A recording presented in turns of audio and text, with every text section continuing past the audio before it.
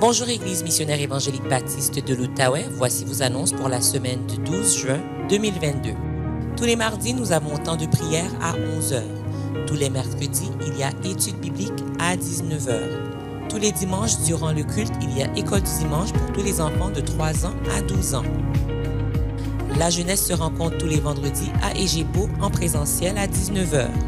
Tous les premiers samedis du mois, il y a Girls Tribe et Sisterhood. La prochaine rencontre du groupe des hommes sera samedi le 18 juin. Vous êtes tous invités à une présentation qui sera en anglais. Le thème sera « Restaurer les relations brisées dans notre Église ». Ce sera le vendredi 17 juin à 18h30 à Egebo au 284 King Edward. L'Association des fermiers chrétiens de l'Outaouais recherche 35 bénévoles francophones pour aider au prochain événement d'évangélisation Outaouais en fête du 23 au 26 juin au Parc des Cèdres à Elmer. Par la grâce de Dieu, lors de cet événement en 2019, ils ont pu partager l'Évangile à plus de 3500 personnes. Pour vous inscrire, vous devez aller en ligne sur www.afcc.info ou par téléphone, vous pouvez contacter Amélie au 613-277-5722. Le conseil pastoral d'Emebo vous invite à une formation sur le leadership ministériel. Ce sera samedi le 2 juillet de 9h à 12h30. Cette formation est recommandée pour les anciens, les diacres, les diaconesses et les responsables de ministère. Ce sera en présentiel à Egebo. Veuillez confirmer votre présence en contactant Pasteur Arsène. Pour ceux qui aimeraient apprendre à coudre et à cuisiner, il y aura camp de jour du 18 au 22 juillet. S'il vous plaît, contactez Sœur Annie ou Sœur Lourdes pour vous inscrire. Pour les dîmes et les offrandes, nous le faisons par virement Interac. L'adresse est trésorerie@emebo.org. Dans la section questions, vous mettez l'objet de votre don et le mot de passe est Emebo84 en minuscule. Nous souhaitons joyeux anniversaire à tous ceux qui célèbrent un anniversaire de naissance, de mariage, de conversion cette semaine. Joyeux anniversaire. À tous nos visiteurs, nous vous souhaitons la bienvenue parmi nous.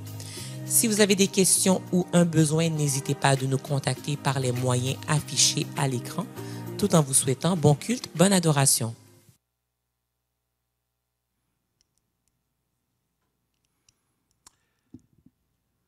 Mes frères et sœurs en Jésus-Christ, que le Dieu d'amour et de grâce soit avec vous tous. Nous sommes assemblés pour rendre gloire à Dieu, au Dieu de notre salut, le seul, vrai et unique Dieu que nous connaissons et que nous vénérons. Oui, bien-aimés, notre Dieu est unique. Il existe de toute éternité et se manifeste à nous en 3 personnes, Père, Fils et Saint-Esprit. En lui sont réunis tous les attributs divins. Hors lui, il n'y a point d'autre Dieu. Écoutez ce que nous disent les Saintes Écritures au sujet de l'unité de Dieu dans Deutéronome 6, les versets 4 et 5, et dans Isaïe 45, du verset 5 au verset 7. Écoute Israël, l'Éternel notre Dieu est le seul Dieu. Tu aimeras l'Éternel ton Dieu de tout ton cœur, de toute ton âme et de toute ta force. Je suis l'Éternel et il n'y en a point d'autre.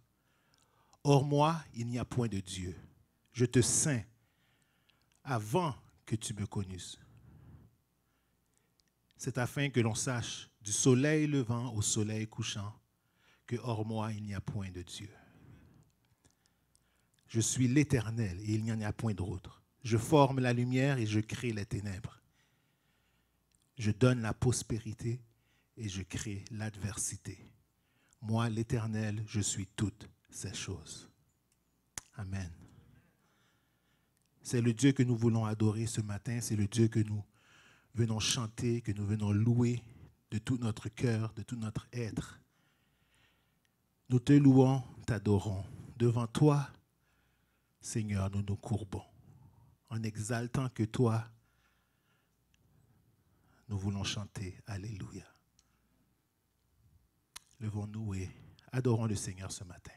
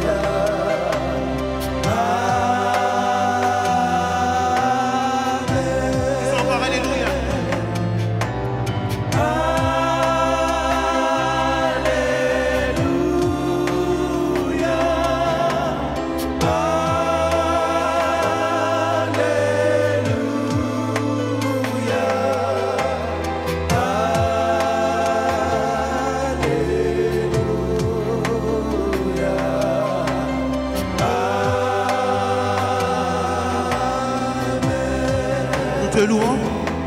Nous te louons, t'adorons devant toi. Nous nous courbons en exaltant que toi.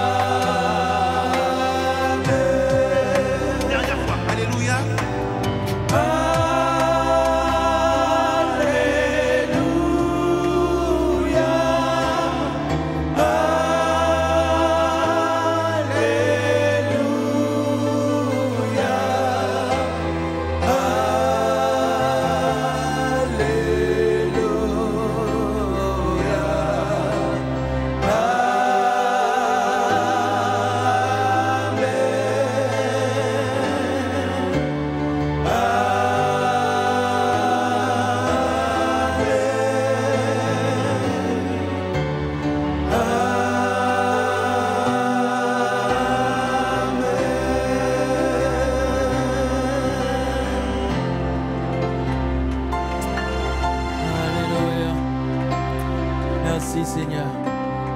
Merci Seigneur de nous faire la grâce de continuer à t'adorer Seigneur ce matin. Des cœurs disposés sont ici pour élever ton nom, toi le seul vrai Dieu. Seigneur Dieu, le seul Seigneur devant qui nous devons nous prosterner ce matin et t'offrir la louange qui t'est due éternelle, Papa. Nous bénissons ton nom pour tous ceux qui sont là ce matin, ceux qui sont en route et Seigneur Dieu, ceux qui œuvrent pour que ce soit un culte agréable à toi et à toi seul, éternel. Nous bénissons et élevons ton nom, toi, Père, Fils et Saint-Esprit, pour ta grâce, pour ton amour, Seigneur, pour ton pardon éternel. Oui, tu règnes à jamais, Seigneur Dieu Tout-Puissant. Papa, et nous nous prosternons devant toi, Père. Au nom de ton Fils Jésus-Christ, accepte la louange, le culte que nous t'offrons ce matin. Bénis le prédicateur qui va nous parler, Seigneur, Pasteur Guy. Et bénis les paroles qui vont être dites, Seigneur, et que nos cœurs soient disposés à les recevoir. Pour la gloire de ton nom. Merci, Seigneur. Au nom de Jésus, nous t'avons ainsi prié. Amen. Gloire à toi. Alléluia. Gloire à toi, Seigneur. Oh oui. Amen. Tu mérites notre adoration, Seigneur. Nous allons continuer, Seigneur. Nous allons continuer cette adoration plutôt par la lecture qui sera projetée et que nous allons faire tous ensemble dans le psaume 150. Ensemble. Louez l'Éternel. Louez-le dans son sanctuaire. Louez-le dans l'étendue où éclate sa puissance. Louez-le pour ses hauts faits. Louez-le selon l'esprit de sa grandeur. Louez-le au son de la trompette. Louez-le avec des instruments à cordes. Louez-le avec les instruments à cordes et le chalumeau. Louez-le avec les cymbales sonores. Louez-le avec les cymbales retentissantes. Que tous ceux qui respirent louent l'Éternel. Louez l'Éternel. Amen. Amen. Que tous ceux qui respirent louent l'Éternel. C'est pas moi qui le dis. C'est pas moi qui le dis. Que tous ceux qui respirent louent l'Éternel. Alléluia. Alléluia. Notre Père qui es aux cieux, que ton nom soit sanctifié, que ton règne vienne, que ta volonté soit faite sur la terre comme au ciel. Donne-nous aujourd'hui notre pain quotidien. Pardonne-nous nos fautes, comme nous aussi nous pardonnons à ceux qui nous ont offensés. Ne nous induis pas à la tentation, mais Seigneur, délivre-nous du mal, car c'est à toi qu'appartiennent le règne, la puissance et la gloire au siècle des siècles. Amen. Amen. Acclamons le Seigneur ce matin. Alléluia.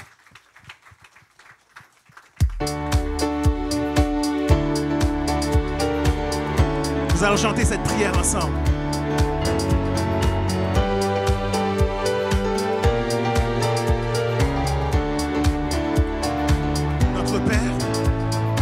Notre Père,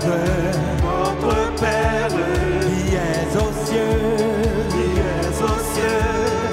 que ton nom soit sanctifié, ton règne, que ton règne vienne, que ta volonté soit faite sur la terre comme au ciel,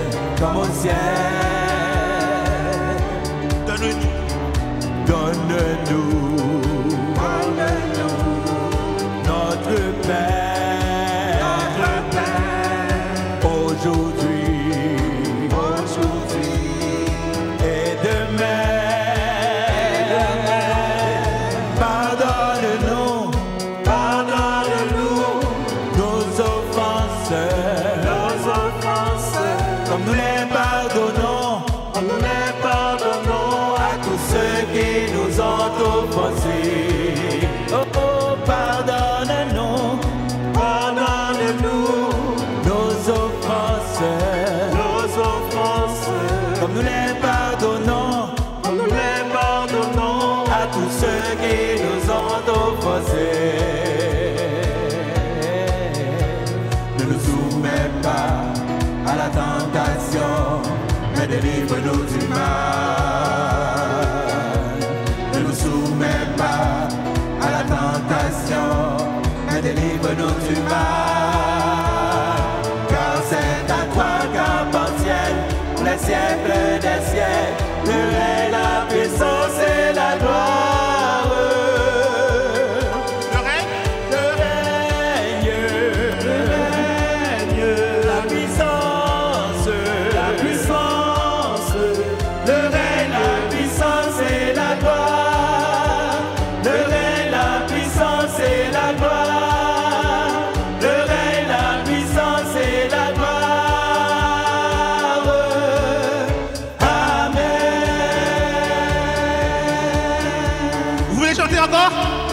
Notre Père, Notre Père, qui es aux cieux, que ton nom soit sanctifié, que ton règne vienne. que ton règne vienne, que ta volonté soit faite sur la terre comme au ciel. Prends soin de nous, Seigneur. Donne-nous Donne-nous notre Père,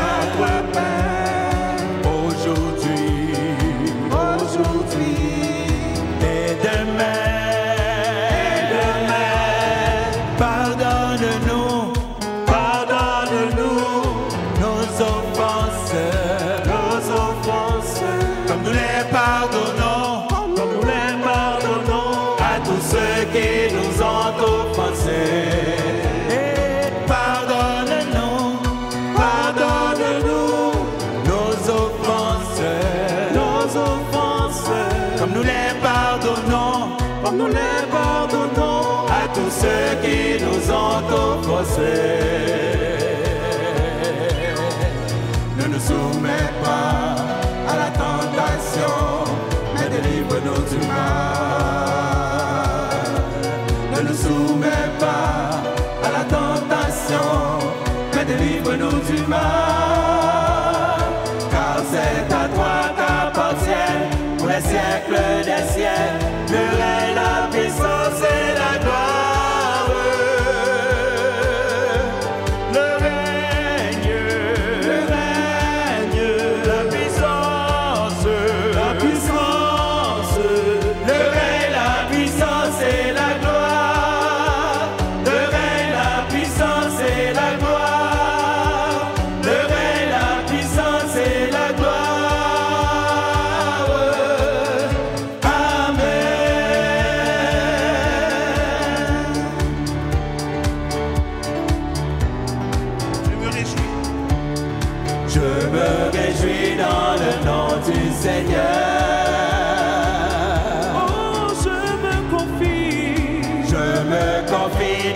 le nom du Seigneur.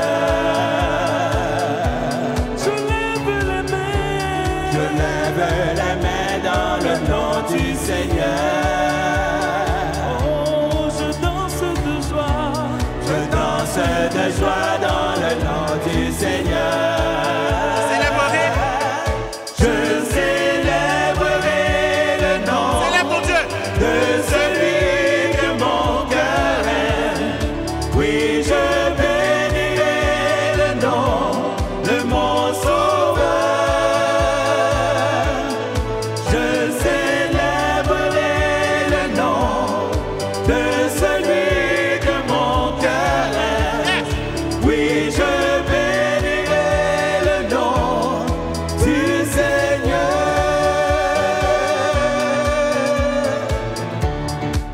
Nous allons dire encore, je me réjouis. Je me réjouis dans le nom du Seigneur. Oh, je me confie. Je me confie dans le nom du Seigneur. Oh, je lève les mains. Je lève les mains dans le nom du Seigneur. Si tu respires, loue l'Éternel. Je danse de joie. Je danse de joie dans le nom du Seigneur. Juste l'assemblée. Je célébrerai. Yes.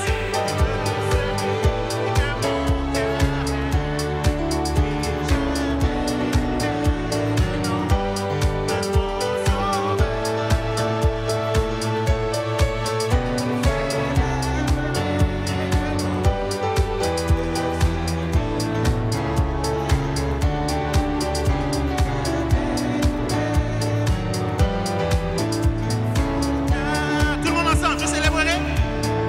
Je célébrerai le nom de celui que mon cœur aime. Oui, je bénirai le nom de mon Sauveur. Je célébrerai le nom de celui que mon cœur aime. Oui, je bénirai le nom du Seigneur. Je célébrerai. Je célébrerai le nom du Seigneur. Je célébrerai le nom du Seigneur. Je célébrerai le nom du Seigneur. Je célébrerai le nom du Encore, je célébrerai. Je célébrerai le nom du Seigneur. Je célébrerai le nom du Seigneur. Je célébrerai le nom du Seigneur. Je célébrerai le nom du Seigneur. Oui, règne en moi par ton pouvoir, veille sur mes rêves. Et quand tout est noir, tu es Seigneur de tout en moi. Dans ma vie, sois tout. Encore, oui, règne en moi. Oui, règne en moi par ton pouvoir. Yes. Veille sur mes rêves. Et quand tout est noir, tu es Seigneur de tout en moi. Dans ma vie, sois toujours le Dans roi. le monde entier. Dans le monde entier, tu es souverain de chaque torrent et soleil couchant. C'est mon seul désir, Seigneur, mon seul choix. Dans ma vie, sois toujours le Règne en roi. moi. Oui, règne en moi par ton pouvoir. Veille sur mes rêves. Et quand tout est noir, tu es Seigneur de tout en moi. Dans ma vie, sois tout. Dans chaque parole. Dans chaque parole. Chaque pensée. Et chaque pensée, je veux refléter, Seigneur, ta beauté. Il n'y a rien au monde de plus précieux que toi. Dans ma vie, sois Juste l'assemblée. toujours Oui, règne en moi.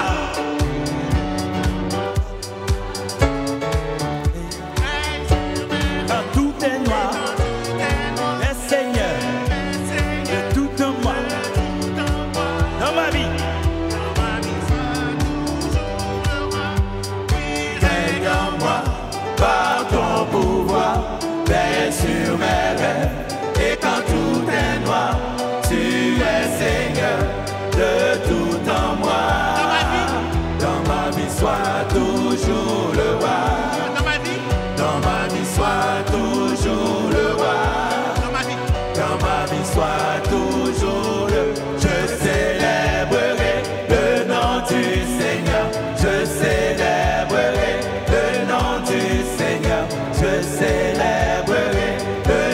du Seigneur, je célébrerai le nom du Seigneur, je célébrerai le nom du Seigneur, je célébrerai le nom du Seigneur.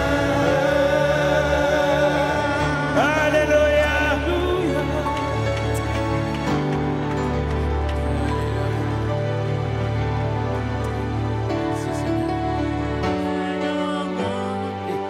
Par ton pouvoir, veille sur mes lèvres, et dans tout est loin, tu es Seigneur de tout en moi.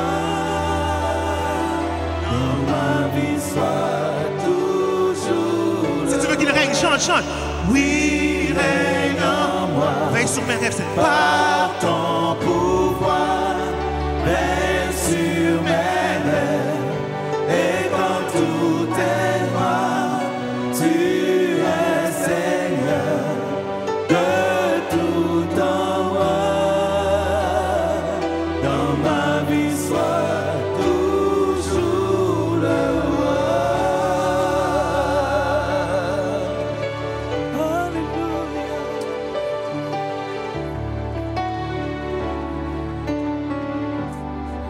Gardons cette même attitude. Comme on vient de le chanter. Remets-lui tous tes rêves. Et même lorsque tout semble mal aller, il reste Seigneur. Alléluia. Il reste Seigneur. Yes. C'est lui qui crée. Yes. Il crée la prospérité, mais il crée aussi l'adversité. Yes. Il mérite notre louange. Remets-lui tous tes soucis ce matin. Remets-lui tous tes rêves. Nous ne savons pas un Dieu qui a des oreilles qui sont trop dures pour entendre, ni des mains trop courtes pour agir. Nous servons le Créateur.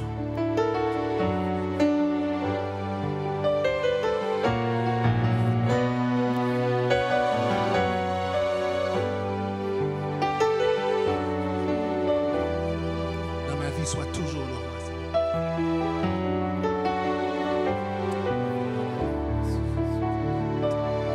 Gardez cette même attitude de prière et je vais vous demander de vous asseoir et nous allons passer à notre temps de prière d'intercession.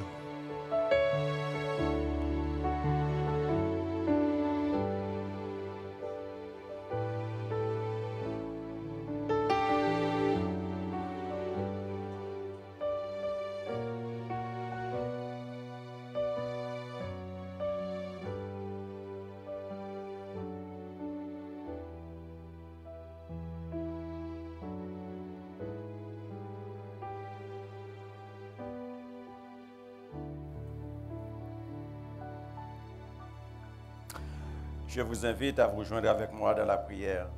Ce matin, nous allons continuer à prier pour nos enfants, pour nos jeunes, à prier pour ceux qui sont malades et à prier aussi pour nos pays d'origine, pour les pays qui connaissent la violence, la guerre et pour les besoins spécifiques de notre assemblée. Courbons nos têtes dans la prière. Père, nous venons avec la ferme conviction que tu vas écouter notre prière et tu vas nous exaucer parce que nos demandes sont conformes à ta parole. C'est ta parole qui nous dit que tout ce que nous demandons avec foi, nous le recevrons. Eh bien, Papa, nous venons déposer nos peines, nos fardeaux au pied de la croix, afin que tu nous répondes selon ta souveraineté. Papa, nous te demandons pardon pour nos fautes, nos transgressions, nos péchés et pour notre manque d'intérêt pour les choses spirituelles. Dieu Tout-Puissant, aie pitié de nous et reçois nos louanges et nos actions de grâce. Oui, nous te disons merci pour l'engagement de nos membres dans les affaires de ton Église. Merci pour l'unité dont nous jouissons dans cette assemblée. Merci pour le respect et pour le support mutuel que nous partageons, et pour notre identité en ton Fils en Jésus. Seigneur Jésus, toi qui as connu la douleur, la souffrance, nous te supplions de soulager la douleur de nos frères et de nos sœurs qui souffrent dans leur corps. Nous pensons spécialement à notre frère Claude présentement, que ta main bénie puisse les toucher et que notre frère puisse retrouver la force en toi et qu'il puisse rentrer chez lui pour continuer à te servir et à t'adorer. Je prie aussi pour ceux qui souffrent dans leur corps. Nous pensons à notre sœur Séraphine, à sœur Léna, à sœur Daniel, à sœur Esther et d'autres qui souffrent encore que tu connais par leur nom. Je prie que tu puisses intervenir en leur faveur. Il y en a qui souffrent en silence depuis des mois et qui attendent un toucher spécial de toi. Viens transformer leurs gémissements en cris d'allégresse. Transforme leurs peines et tristesse en cris de joie. Et je prie que la douleur n'ait pas le dernier mot sur eux, mais qu'ils se rappellent que la souffrance d'aujourd'hui n'est pas comparable à ta gloire à venir, qui sera révélée pour nous. Papa, ce matin, nous pensons aussi à ceux qui sont dans le deuil. Nous pensons à notre sœur Yvette Malutama et tous les autres membres de la famille qui sont dans le deuil.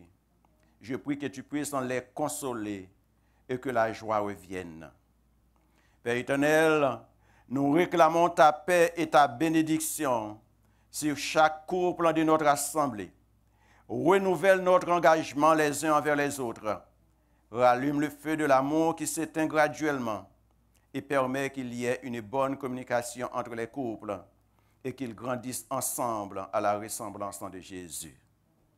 Père éternel, beaucoup d'entre nous sont inquiets pour la violence quotidienne que certains de nos compatriotes en subissent par des hommes armés et les assoiffés du pouvoir. Toi, le Dieu qui transforme les cœurs, rétablis la paix et la sécurité dans les pays d'où viennent nos frères et nos sœurs. Ne permets pas que le mal continue à triompher sur le bien. Ne permets pas que le sang des innocents continue à couler par ceux qui veulent s'enrichir en dépouillant les plus faibles. Aussi prions-nous pour que la paix règne là où il y a la guerre et que la haine et l'orgueil fassent place à l'amour et à l'humilité.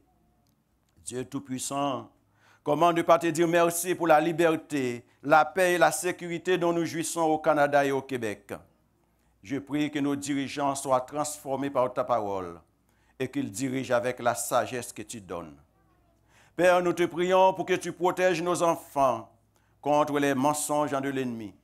Nous prions pour que nos jeunes et nos enfants cessent d'être incrédules, mais qu'ils se confient en Jésus, en qui se trouve leur identité.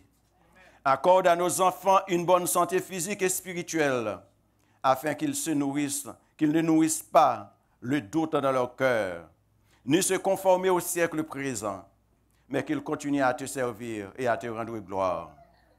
Bénis les dîmes et les offrandes que nous t'apportons et donne-nous la sagesse de faire une bonne gestion des biens que tu nous donnes. C'est au nom et par le mérite de ton Fils Jésus que nous t'avons ainsi prié. Amen. J'invite les enfants à aller à leur classe respective, alors que Pasteur Guy va s'approcher pour nous présenter le message de la parole de Dieu.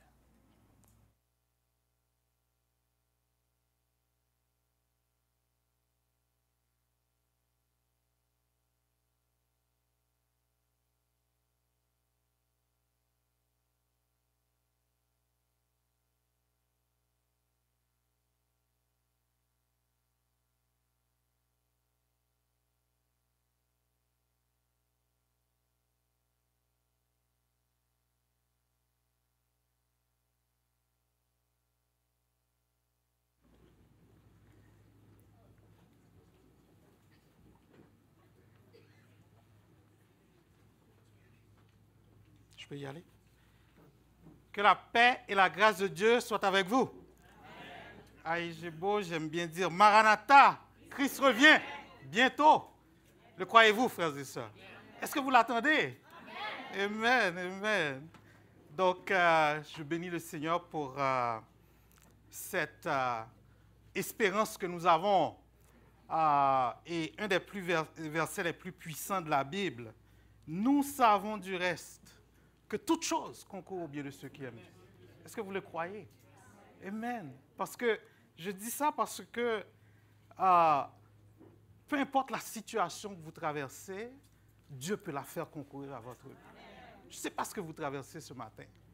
Je dis ça parce que quand la pandémie a frappé, on était tous un petit peu perdus.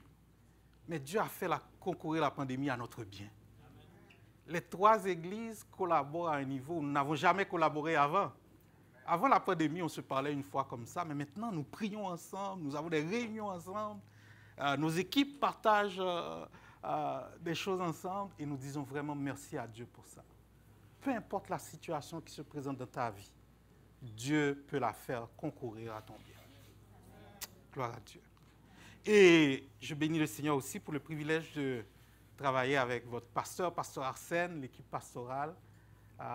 Vraiment, Dieu nous fait grâce d'une bonne collaboration et nous bénissons le Seigneur. Sur ce, je vous amène les salutations de mon épouse Sony. Elle ne se porte pas très bien ce matin, donc c'est pour ça qu'elle n'est pas avec moi. Et de tous vos frères et sœurs des Gébeaux. Nous retournons à l'Évangile ce matin.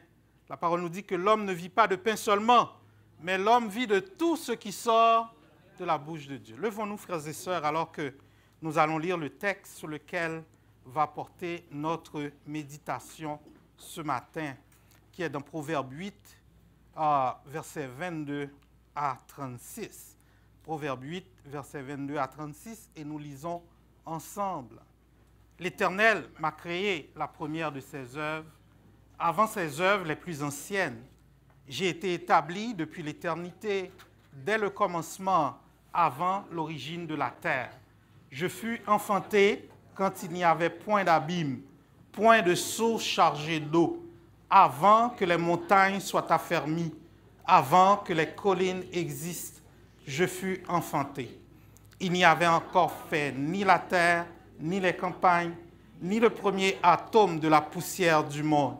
Lorsqu'il disposa les cieux, j'étais là.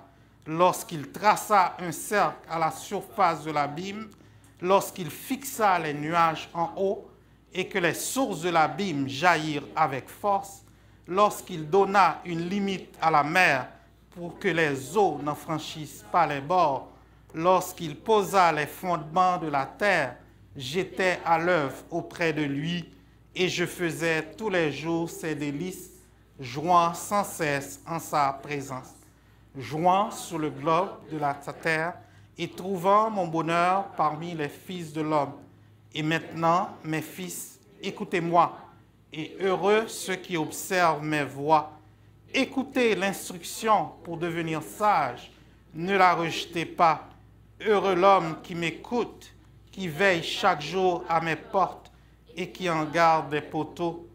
Car celui qui a trouvé la vie, il obtient la faveur de l'Éternel. Mais celui qui pêche contre moi nuit à son âme. Tous ceux qui me haïssent aiment la mort. Prions. Éternel, nous te rendons grâce pour ta parole qui est oui et amen. Nous voulons croire, Éternel, que ce n'est pas l'heure du message, mais que tu as un message pour cette heure. Parle à nos cœurs, brise en nous toute résistance, rends nos pensées captives à l'obéissance de Christ.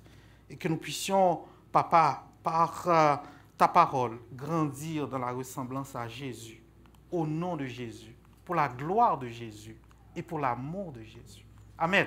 Merci, veuillez vous asseoir. Et le titre de notre méditation ce matin, Gloire à Jésus-Christ, la sagesse de Dieu. Gloire à Jésus-Christ, la sagesse de Dieu. Aujourd'hui, frères et sœurs, l'Église chrétienne fête le dimanche de la Trinité. Après avoir fêté la Pentecôte où l'Esprit a été donné, nous soulignons aujourd'hui la fête de la Trinité. Et la doctrine de la Trinité est une doctrine fondamentale, c'est la doctrine mère de toutes les autres doctrines, parce que, comme nous l'avons souligné depuis le début du culte, Dieu s'est révélé à nous comme un Dieu trinitaire, Père, Fils, Saint-Esprit. Le Père créateur, le Fils rédempteur et le Saint-Esprit sanctificateur. Le Fils nous révèle le Père. La parole nous dit, personne n'a jamais vu Dieu. Le Fils unique qui est dans le sein du Père et est celui qui l'a fait connaître. Jean 1er, verset 18. Colossiens 1, 15. Il est l'image du Dieu invisible, le premier-né de toute la création. Le Fils est le reflet du Père et le Saint-Esprit vient à nous et nous oriente vers le Fils. Lorsque vous êtes découragé, lorsque vous passez par des moments difficiles, le Saint-Esprit vous dit, regarde à la croix. Le chômage arrive, le Saint-Esprit te rappelle ce que Jésus a fait pour toi. Quelqu'un t'accuse d'un péché passé, le Saint-Esprit te dit, tu as été pardonné. Le Saint-Esprit t'oriente vers Jésus et ce qu'il a fait pour toi. Et c'est ce que nous avons célébré la semaine dernière par la Pentecôte, où Jésus dit, et moi, je prierai le Père et il vous donnera un autre consolateur, afin qu'il demeure éternellement avec vous, l'Esprit de vérité que le monde ne peut recevoir, parce qu'il ne le voit point et ne le connaît point, mais vous le connaissez, car il demeure avec vous et il sera en vous. Quel Dieu extraordinaire, frères et sœurs. Et ce matin, si vous devez savoir une chose, Dieu habite en vous. Dieu est là avec vous. Il n'est pas là dans l'espace quelque part. Il est là en vous par le Saint-Esprit de Dieu en vous. Parce que sinon, vous ne seriez pas là ce matin. Je ne serais pas là ce matin. Or, nous servons, des fois, on essaie de mettre le grand Dieu infini dans notre esprit fini. On dit que Saint Augustin était en train de marcher sur la plage un jour. Il réfléchissait sur la doctrine de la Trinité. Il marchait sur la plage. Il voit un petit garçon qui est en train de faire le va-et-vient entre l'océan et un trou qu'il a mis dans le sable. Il prend de l'eau et il va mettre dans le trou. Il prend de l'eau, il va... Saint Augustin lui dit, qu'est-ce que tu fais? Il dit, oh, j'essaye de mettre l'océan dans le trou. Et c'est là que Saint Augustin a compris qu'on ne peut pas mettre l'infini dans un esprit fini. Il faut accepter la Trinité par la foi, frères et sœurs. Par la foi, ce n'est pas quelque chose qu'on peut comprendre, qu'on peut raisonner. Et la doctrine de la Trinité est importante parce que dans le monde dans lequel nous vivons, on utilise le mot Dieu à toutes les sauces. On utilise le mot Dieu à toutes les sauces. Tout le monde parle de God, de God, de God. Mais de quel Dieu parle-t-on? Sur le billet de banque américain, il est écrit « In God we trust ». Mais on se demande maintenant, est-ce que ce n'est pas le billet qui est le Dieu? Allez voir fonctionner. On ne sait pas. De quel Dieu parle-t-on, frères et sœurs? Cette semaine, j'écoutais une interview à la télé, une jeune femme afghane, réfugiée au Canada. Elle était contente et elle disait, bon, ma nouvelle vie au Canada. Elle remerciait le Seigneur. À un moment donné, elle dit, Dieu, cette nouvelle vie me montre que Dieu ne m'a pas oublié. Et là, j'ai dit, de quel Dieu elle parle? Parce que, est-ce que c'est le même Dieu que moi? Je ne suis pas sûr. Le juif adore le Père tout en rejetant la divinité de Jésus et les enseignements du Nouveau Testament. Les juifs disent Jésus n'est pas Dieu. Si vous demandez à une personne de confession musulmane, est-ce que Dieu est là? Est-ce que Dieu est unique? Il va vous dire oui. Dieu, c'est Allah et Mahomet est son prophète. Donc de quel Dieu parle-t-on? Et ce matin, Dieu m'envoie pour vous dire, en ce dimanche de la Trinité, que nous adorons le Dieu trinitaire, Père, Fils, Saint-Esprit. Si quelqu'un ne vous dit pas que Jésus, l'Esprit, le Père forment un, on ne parle pas du même Dieu. On ne parle pas du même Dieu. Et bien que le livre de Proverbes ne fasse pas l'objet de beaucoup de prédications, on a eu l'opportunité l'année passée de l'étudier dans l'étude biblique. Et Proverbes, c'est un recueil de maximes spirituelles que Salomon adresse à son fils afin qu'il puisse réussir sa vie. Et afin de rendre l'histoire intéressante pour le jeune homme, Salomon présente la sagesse comme une jeune fille, une dame sagesse. Vous savez, pour attirer l'attention des gars, on parle des filles. C'est simple. Vous voulez avoir l'attention des gars? Parlez d'une fille. Il présente la fille, il présente la sagesse sous la forme d'une femme. Dame sagesse. Et il le met en parallèle à dame folie. Il dit, vraiment, il y a deux choix. Ou bien la sagesse et la voie de la folie. Et là, Salomon dit, pour réussir ta vie, qui de nous ne voudrait pas réussir sa vie, frères et sœurs? Qui de nous ne voudrait pas voir ses enfants réussir? Et là, il dit, pour réussir ta vie, mon fils, tu as absolument besoin de la sagesse. Absolument besoin de la sagesse. Tu ne peux pas réussir sans la sagesse. La parole te dit, à quoi sert-il à un homme de gagner tout le monde s'il perd son âme? Et que donnerait un homme en échange de son âme? Donc, Salomon est en train de dire à son fils, la vie est une suite de décisions imbriquées, l'une dans l'autre. Chaque décision implique une décision, frères et sœurs. Vous habitez présentement Gatineau. Vous ne pouvez pas habiter Ottawa et Gatineau en même temps. Il a fallu faire un choix. La carrière, là où vous travaillez, la maison que vous allez acheter, les amis que vous allez avoir. La vie est une suite de choix. Et pour marcher droitement devant Dieu, vous avez besoin de la sagesse. Vous et moi, nous avons besoin de la sagesse pour faire les bons choix. Vous êtes là, frères et sœurs? Dieu place Adam et Ève dans le jardin. Tu ne mangeras pas, tu mangeras de tout, sauf de cet arbre-là. Est-ce que Dieu pouvait être plus clair? Frères et sœurs, il ne pouvait pas être plus clair. Tu mangeras de tout, sauf de celui-là. Et qu'est-ce qu'il a été mangé? Celui-là. Parce que nous sommes nés avec un cœur rebelle. En nous, il y a la folie. Et seule la sagesse peut nous ramener sur la voie de la folie, frères et sœurs. Vous et moi, on peut penser être solide, mais que celui qui se croit debout prenne garde. Vous êtes à un texto de la catastrophe, frères et sœurs. Ce matin, je ne sais pas, vous pensez, oh, je suis spirituel. Je vous dis, attention, restez dans la voie de la sagesse. C'est ce que la parole vous dit ce matin. Parce qu'on entend des hommes mariés depuis 20 ans, oh, ils ont trouvé une femme sur Internet et puis ils sont partis. La voie de la folie. La sagesse et la folie marchent côte à côte.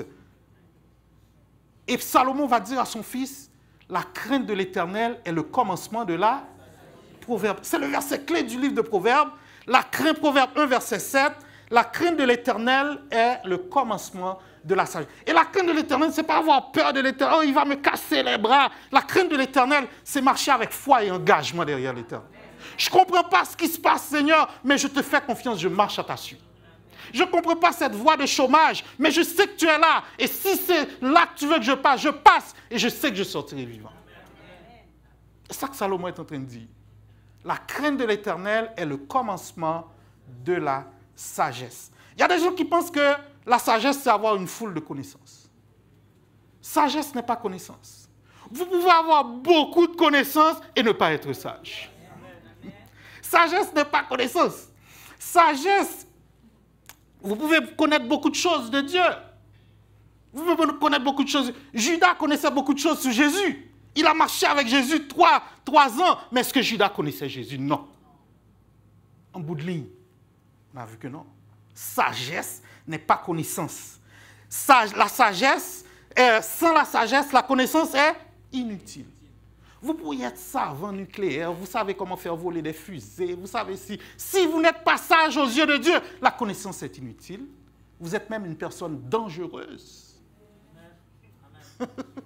Vous êtes une personne dangereuse parce que maintenant, vous avez plein de connaissances, vous avez plein de pouvoirs, et là, vous n'avez aucune limite.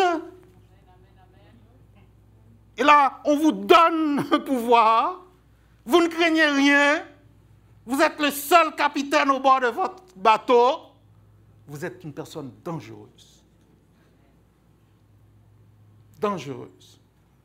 Et pour nous, un exemple simple, la plupart de nous sommes des chauffeurs ici. Combien de gens ont un permis de conduire ici? Beaucoup de gens. Vous connaissez le code de la route. Vous connaissez un panneau stop. Ça veut dire stop. Mais la sagesse, c'est quoi? Ce n'est pas de connaître le code. La sagesse, c'est de respecter le code. Ça veut dire que quand c'est écrit 100, pas plus que 100, bon, disons 110.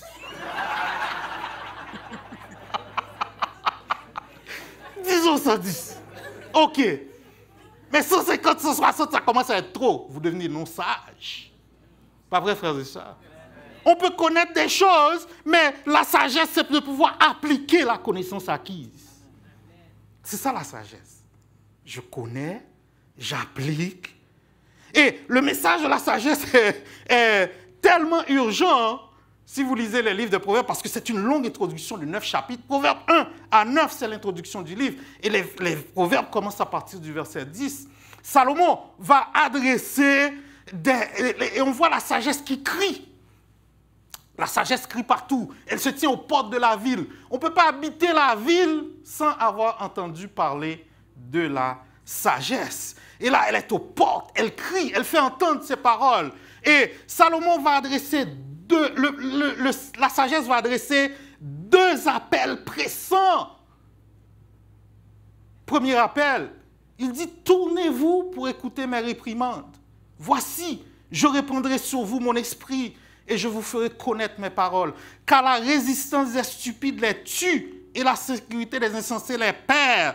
Mais celui qui m'écoute reposera avec assurance.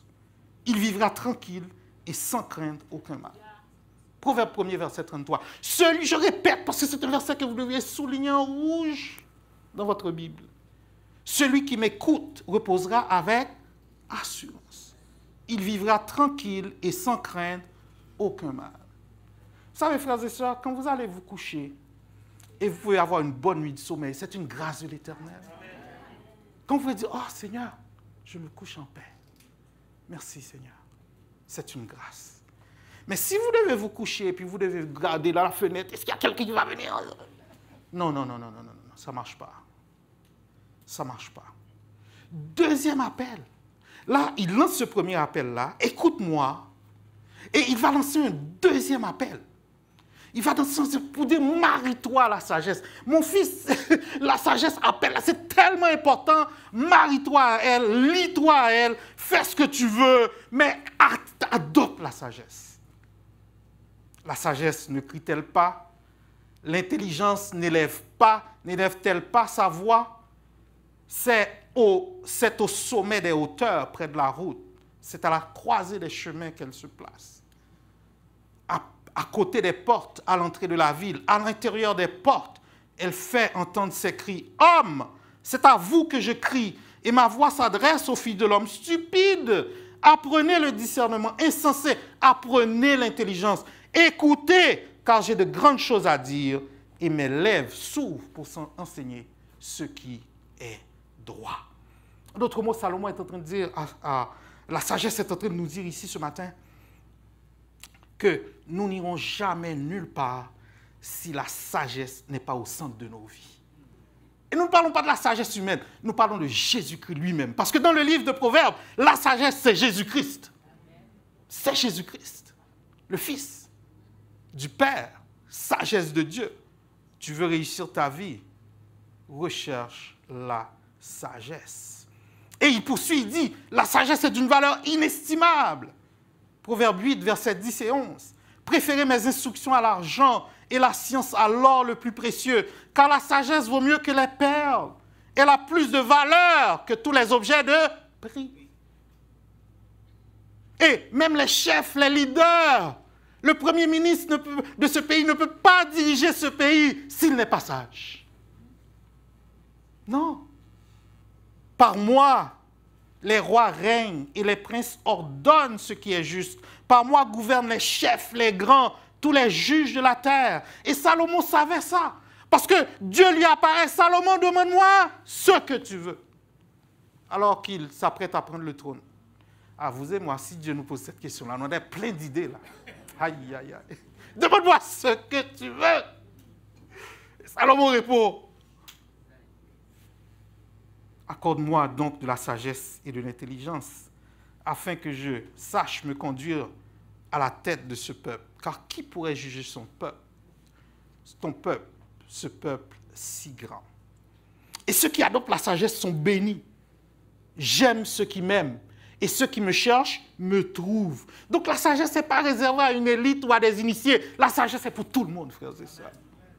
La sagesse est pour vous et moi ce matin. Vous avez tout pleinement en lui, qui est le chef de toute domination et de toute autorité. Et avec moi, dit la sagesse, la richesse et la gloire.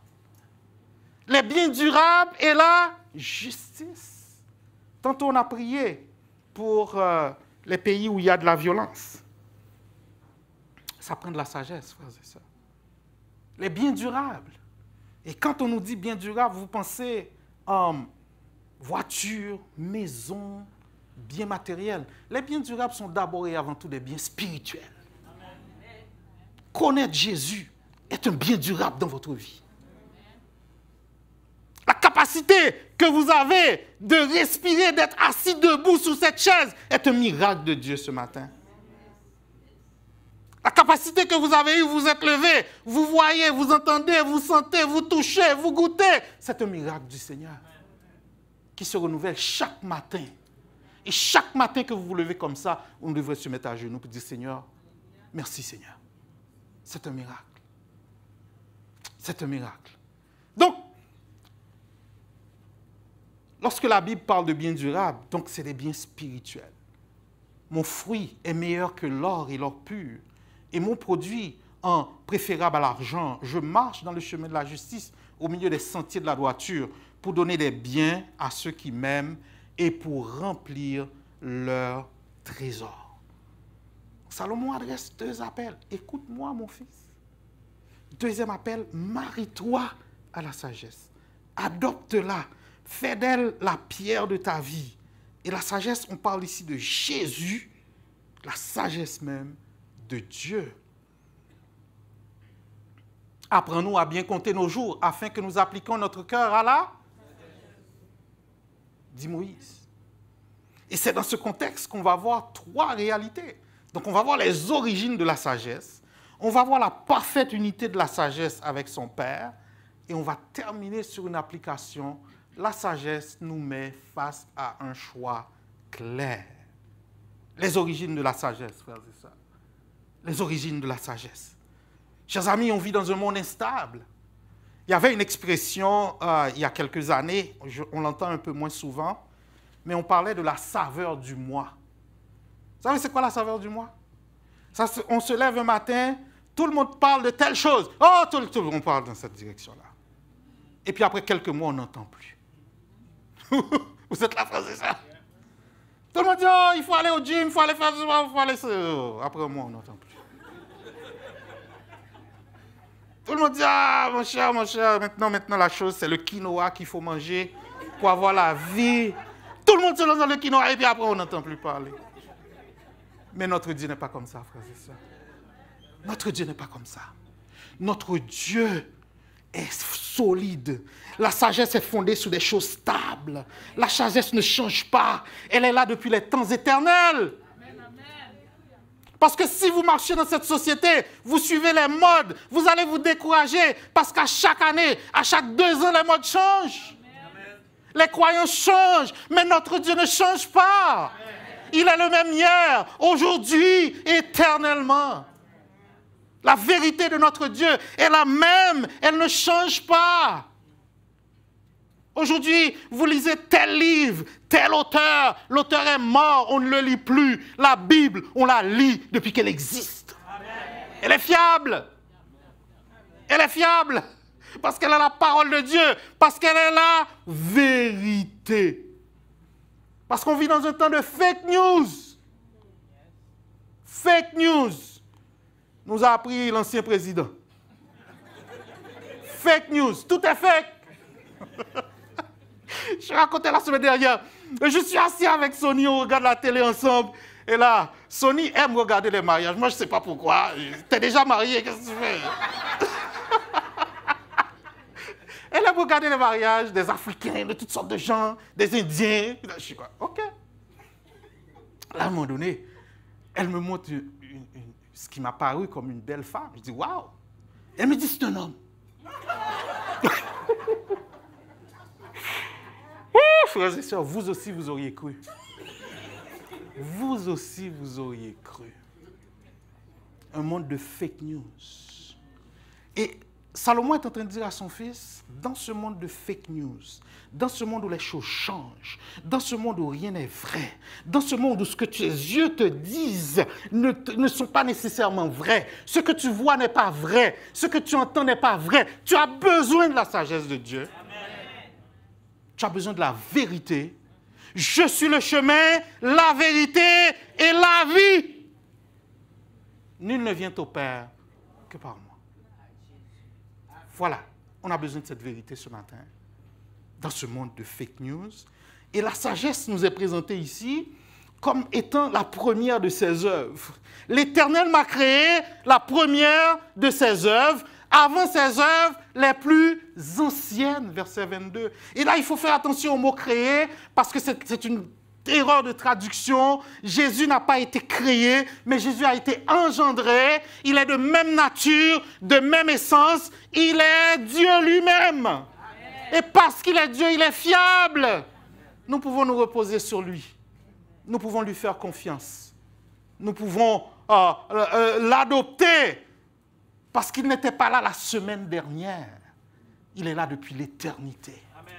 Au commencement, Dieu créa les cieux et la terre. La terre était informe et vide. Il y avait des ténèbres à la surface de la terre. Et l'Esprit de Dieu se mouvait au-dessus des... On voit la Trinité.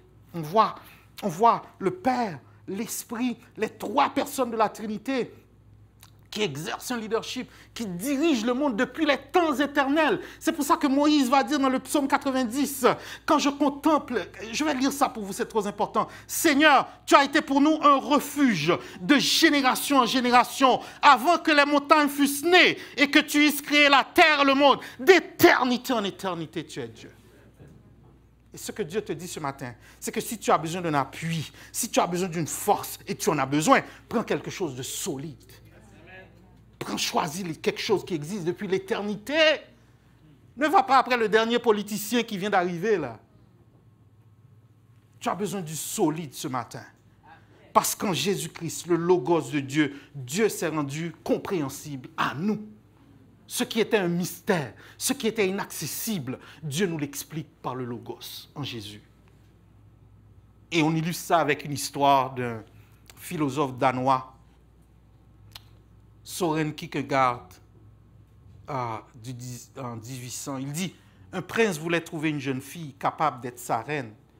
Un jour, alors qu'il faisait une course pour son père dans le village local, il traversa un quartier pauvre. En regardant par la fenêtre de la voiture, ses yeux tombèrent sur une belle paysanne. Les jours suivants, il passa souvent devant la jeune femme et tomba bientôt amoureux. Mais il y avait un problème. Comment allait-il demander sa main? Il pouvait lui ordonner de l'épouser. Mais même un prince veut que son élu l'épouse librement et volontairement, et non par contrainte. Il pourrait revêtir son plus bel uniforme et se rendre devant sa porte dans un carrosse tiré par 6 chevaux. Mais s'il faisait cela, il ne serait jamais certain que la jeune fille l'aime ou qu'elle est simplement émerveillée par sa richesse. Le prince trouva une solution.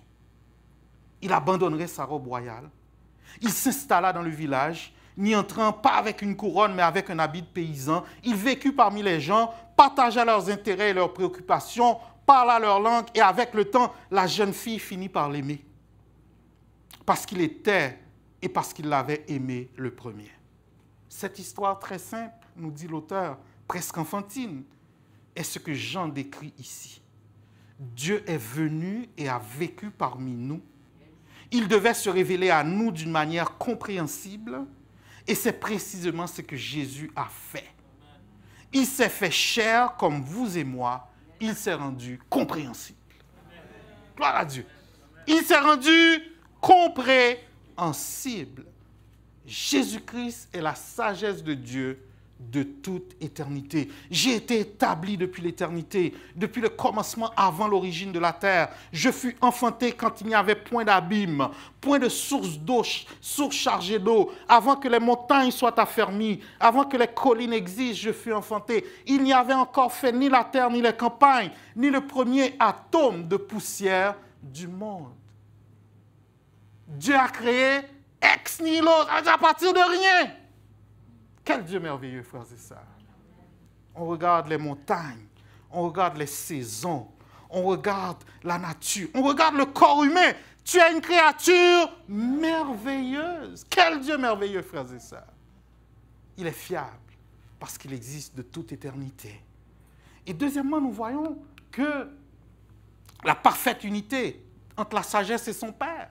Donc non seulement la sagesse est là de toute éternité, mais la sagesse travaille en harmonie avec son Père. Il y a une parfaite unité au sein de la Trinité. Il n'y a pas de chicane au sein de la Trinité. Le Père, le Fils, le Saint-Esprit agissent ensemble. Et tout ce qu'ils font, ils le font ensemble. Et cette unité est un modèle pour nous, l'Église, pour dire que nous devons fonctionner à la manière de l'unité qui est à l'intérieur de notre Dieu. Un Dieu, trois personnes distinctes, une parfaite unité. Une parfaite unité.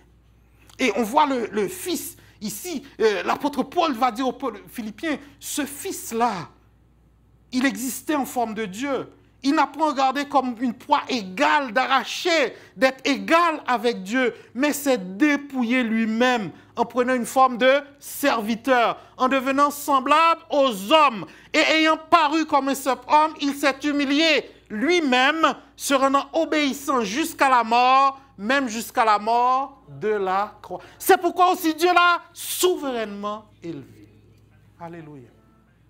Alléluia. Donc c'est-à-dire que la sagesse, le Père travaille avec le Fils. Le Fils est présenté comme le maître d'œuvre, l'architecte, celui qui exécute le plan du salut. Lorsqu'il disposa les cieux, j'étais là. Lorsqu'il traça un cercle à la surface de l'abîme, lorsqu'il fixa les nuages en haut et que les sources de l'abîme jaillirent avec force, lorsqu'il donna une limite à la mer pour que les eaux ne franchissent pas les bords, j'étais là.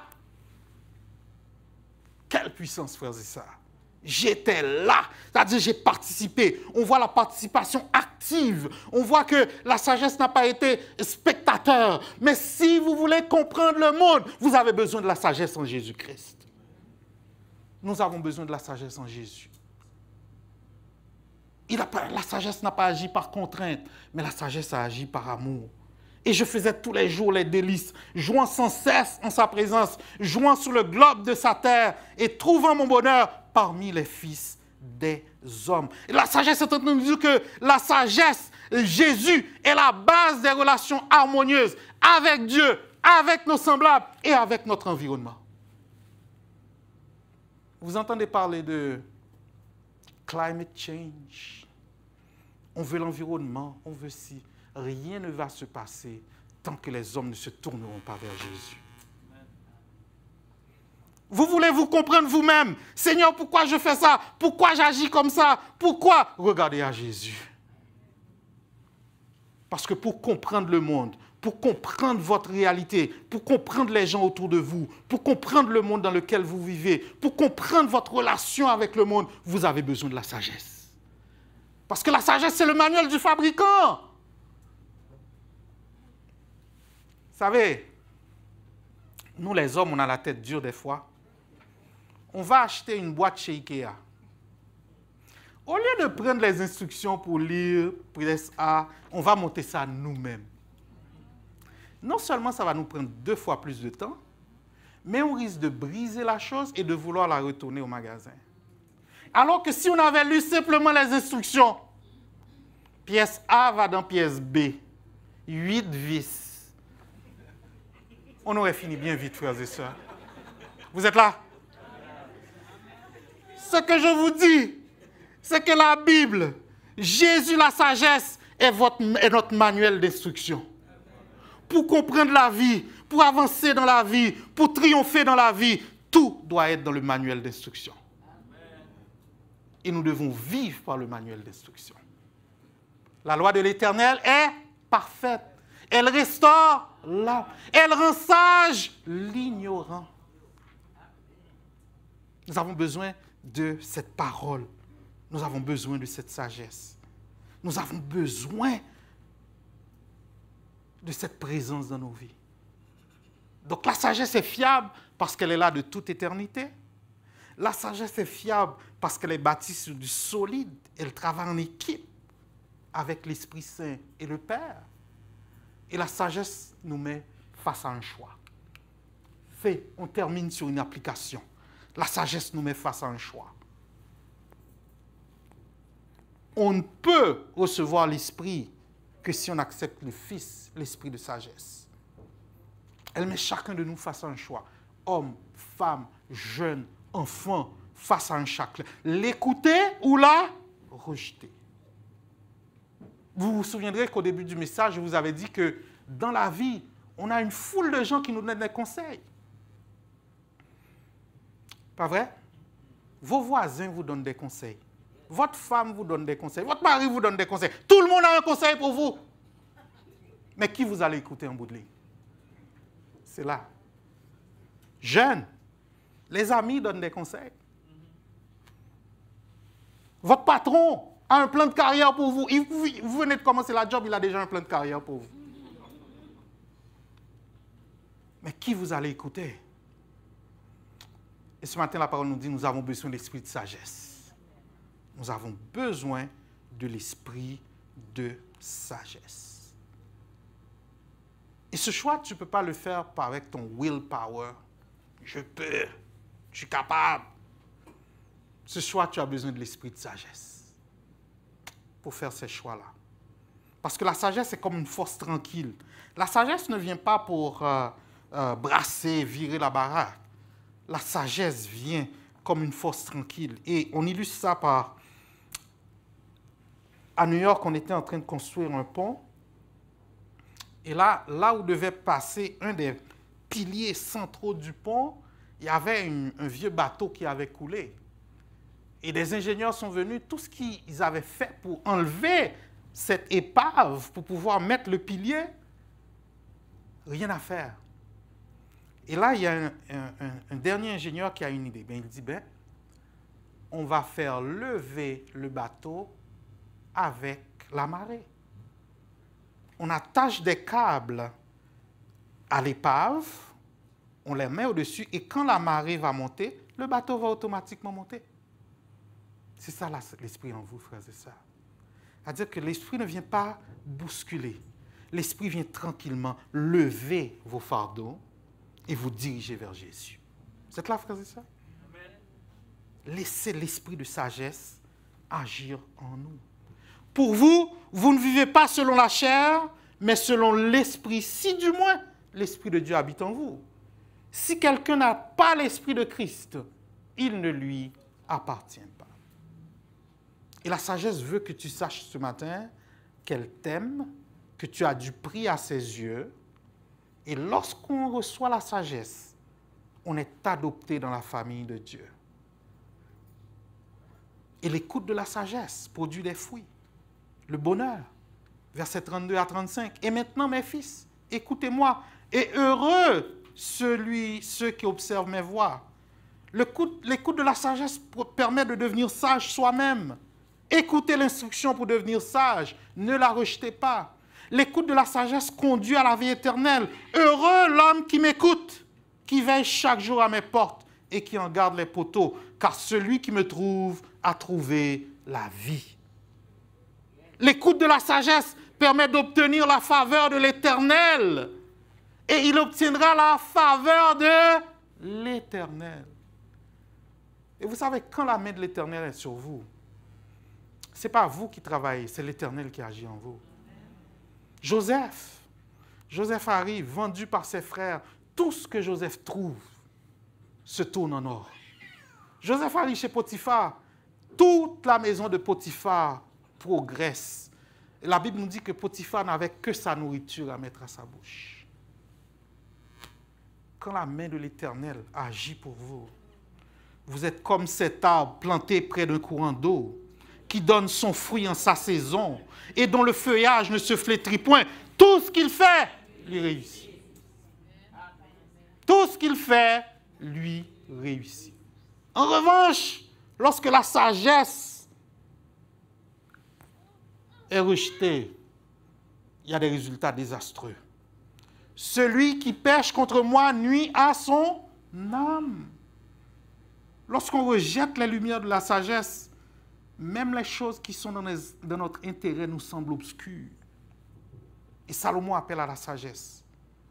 Confie-toi en l'Éternel de tout ton cœur et ne t'appuie pas sur ta sagesse. Reconnais-le dans toutes tes voies et il aplanira tes sentiers. Ne sois point sage à tes propres yeux. Crains l'Éternel et détourne-toi du mal. Ce sera la santé pour tes muscles et un rafraîchissement pour tes os.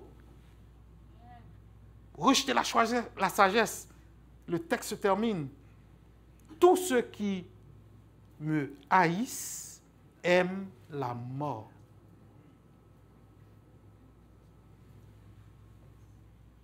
Et Salomon avait, vous vous souvenez, je vous avais dit, dans le livre, il y a dame folie et dame sagesse qui marchent côte à côte.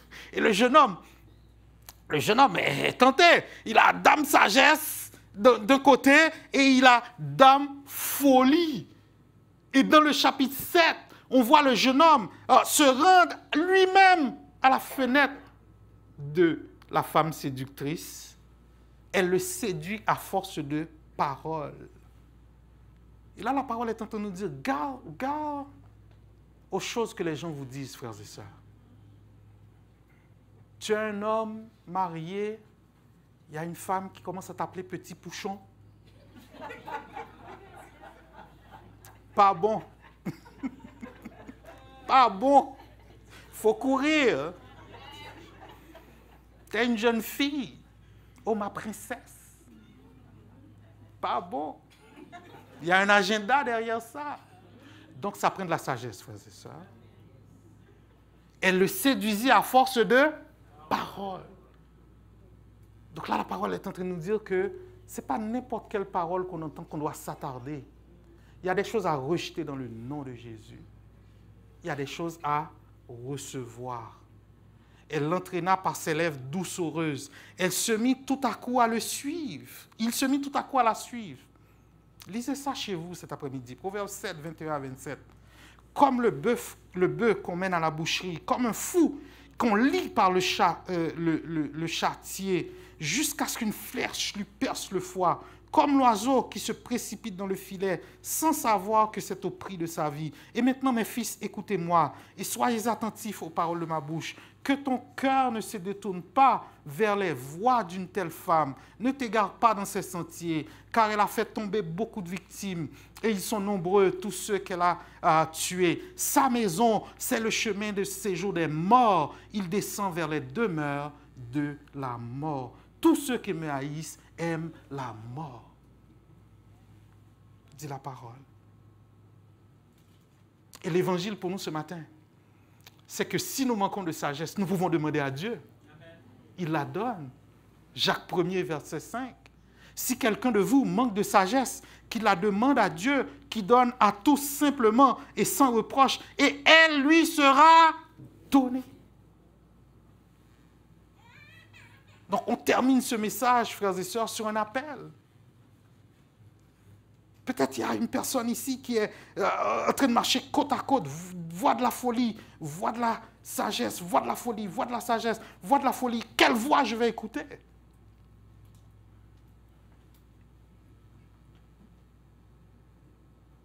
Les Juifs demandent des miracles et les Grecs cherchent la sagesse. Nous prêchons Christ crucifié. Scandale pour les Juifs et folie pour les païens, mais puissance de Dieu et sagesse de Dieu pour ceux qui sont appelés tant Juifs que Grecs. Or, c'est par lui que vous êtes en Jésus-Christ, lequel de par Dieu a été fait pour nous sagesse, justice et sanctification et rédemption. Les provisions sont déjà là, mon frère, ma soeur. Sagesse, justice, sanctification et rédemption. Et la question qui se pose, c'est qui est Jésus-Christ ce matin? Pour l'artiste, il est celui qui est tout à fait charmant. Pour l'architecte, il est la pierre angulaire. Pour l'astronome, il est le soleil de la justice. Pour le boulanger, il est le pain vivant. Pour le banquier, il est le trésor caché. Pour le biologiste, il est la vie. Pour le charpentier, il est la fondation sûre. Pour le médecin, il est le grand médecin. Pour l'enseignant, il est le grand professeur. Pour l'agriculteur, il est le semeur et le seigneur de la récolte. Pour le fleuriste, il est le lys des vallées. Pour le géologue, il est le rocher des siècles. Pour l'horticulteur, il est la vraie vigne. Pour le juge, il est le juste. Pour le juré, il est le vrai témoin. Pour le bijoutier, il est la perle de grand prix. Pour l'éditeur, il est la bonne nouvelle de la grande joie. Pour l'oculiste, il est la lumière des yeux. Pour le philosophe, il est la sagesse. Pour l'imprimeur, il est le vrai caractère. Pour le serviteur, il est le bon maître. Pour l'étudiant, il est la vérité incarnée. Pour les travailleurs, il est celui qui donne le repos. Pour le pécheur, il est l'agneau de Dieu qui ôte le péché du monde. Pour le chrétien, il est le Dieu vivant, le sauveur, le rédempteur et le Seigneur. Voilà qui est Jésus ce matin. Voilà qui est la sagesse incarnée. Et Isaïe nous avait annoncé Jésus. Il avait prononcé Jésus. Il naîtra d'Isaïe, un rameau. Il reposera sur lui esprit de sagesse, esprit de conseil, esprit de force, esprit de crainte de l'Éternel. Je paraphrase. Isaïe 11, verset 2. Et je termine ce matin, parce qu'on parle du Dieu trinitaire, sur une pensée d'un homme. Parce que nous avons besoin de cet esprit de sagesse en nous. Il dit, nous avons besoin d'être vidés pour être remplis. Moody. Je crois fermement qu'à partir du moment où nos cœurs sont vidés de leur orgueil, de leur égoïsme, de leur ambition et de tout ce qui est contraire à la loi de Dieu, le Saint-Esprit remplira tous les recoins de nos cœurs. Mais si nous sommes pleins d'orgueil, de vanité, d'ambition et du monde, il n'y a pas de place pour l'Esprit de Dieu. Nous devons être vidés avant d'être pouvoir remplis. Que la paix de Dieu soit avec vous. Amen.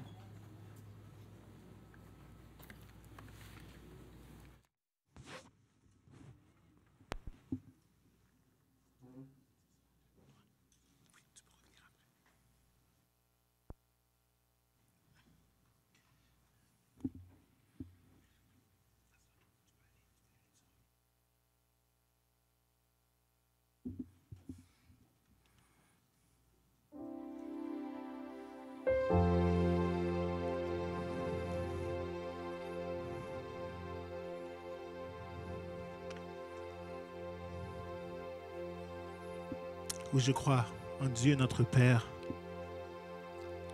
en Christ son Fils et à l'Esprit Saint, Trinité divine. Je crois à la résurrection, je crois que nous vivrons à jamais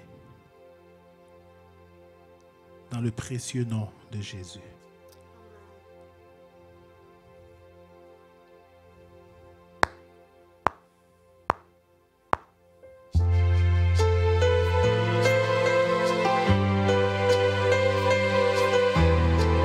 Se lever.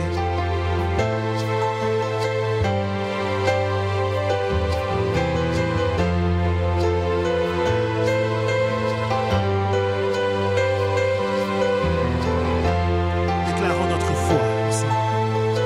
Disons, notre Père éternel.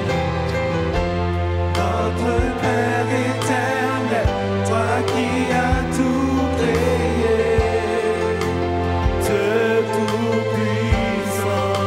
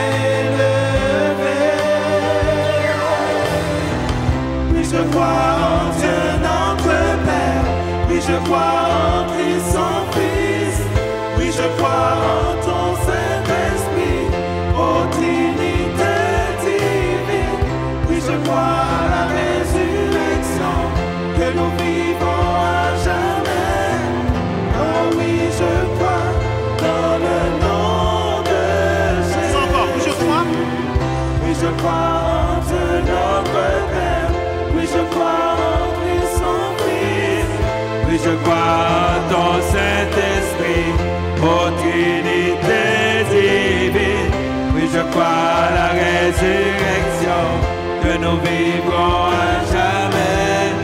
Car oui, je crois dans le nom de Jésus.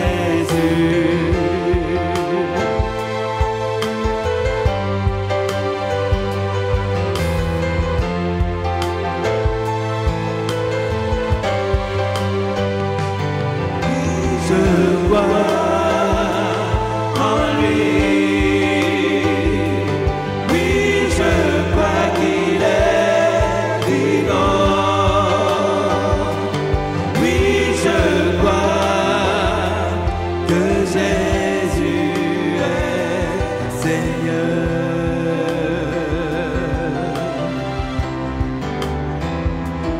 Oui, je crois en lui.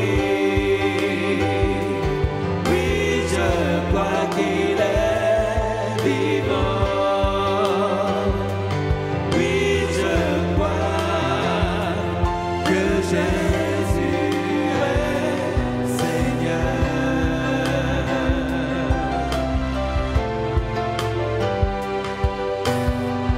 Oui, je crois à la vie éternelle. Je crois que tu viens, il est né.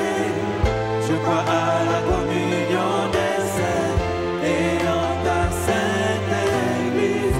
Oui, je crois à la résurrection, que Jésus reviendra. Car oui, je crois dans le nom de Jésus.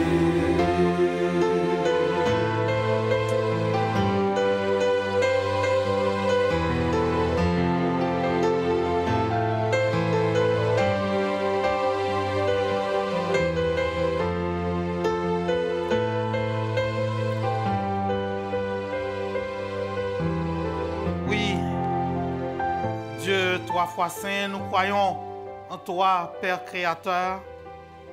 Nous croyons en toi, Jésus, notre Rédempteur, qui donne la vie éternelle.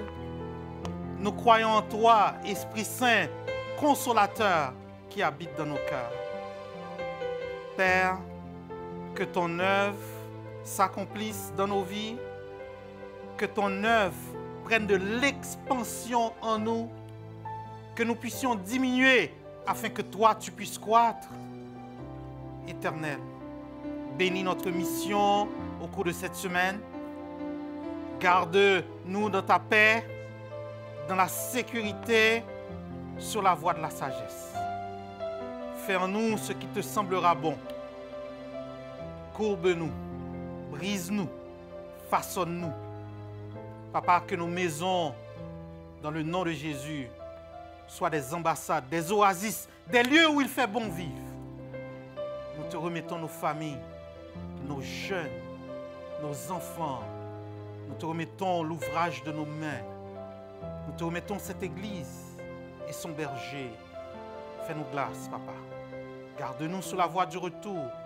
Nous lions les forces qui pourraient nous nuire et nous proclamons une liberté en Jésus.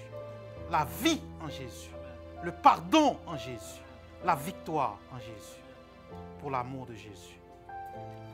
À celui qui nous aime, qui nous a délivrés de nos péchés par son sang, qui a fait de nous un royaume, des sacrificateurs pour Dieu son Père, à lui soit la gloire, la puissance et l'honneur au siècle des siècles. Amen. Amen. Allons dans la paix du Seigneur. Bonne mission à tous. Amen.